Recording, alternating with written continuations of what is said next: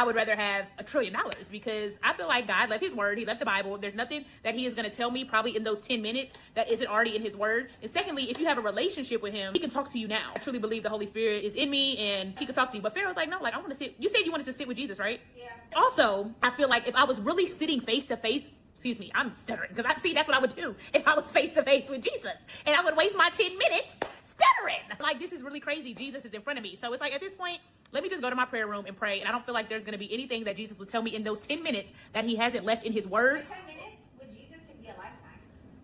You never know. And I know when I die, I'm going to see Jesus. And I feel like I can tap into that now. I don't need 10 minutes with Jesus. Like, I have that now. Am I explaining this right? What would y'all do? Would y'all take the trillion or would y'all do 10 minutes with Jesus? I am taking the trillion and I'm going to my prayer room. Final answer. No, because seriously, I really hope I'm making sense. What I'm saying is I can already talk to Jesus now through prayer, through... But here's how I'm looking at it, right? My perspective. Okay, come tell your perspective. Well, chat, do y'all think Simone was wrong? Are you choosing God or the money? I'm going to just say this. She might want to talk to Jesus. He can tell about them eyebrows. But reaction. Let's start with Dr. Felice. Dr. Felice, what's your reaction to actually hearing her on the video? So I think that, that's why it was so important for us to see the video. What she was saying was that she already has a relationship with Christ already. And so she doesn't believe she needs the extra 10 minutes sitting at his feet in order to get the trillion. So she would choose the money because she's already walking with him.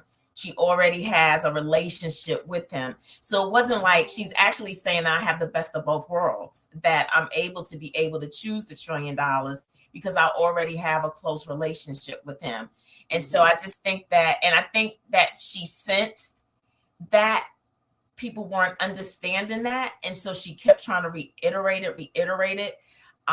But if you're a child of God, you already have, if you're a child of the Most High God, everything is already his. So as his child, it's already yours. And so is she looking for the manifestation of the $1 trillion? And also we got to be careful because everybody's so quick to say what they think they want. But do you know the responsibility that it comes with saying that I want do you know what that responsibility does? Do you know that it puts, what's the word? It puts a target on your back with that too. So are you prepared for the consequences of also wanting that amount of money? And so we always say what we think we want, but we don't know what the consequences. And the only one who can really handle that level of responsibility is the great I am. So do you really want $1 trillion? I mean, really? And so I just think we got to be slower in what it is we say and put out there about what it is we want, because do you also want what it comes with? Okay. All right. Preacher wife clocking that scene.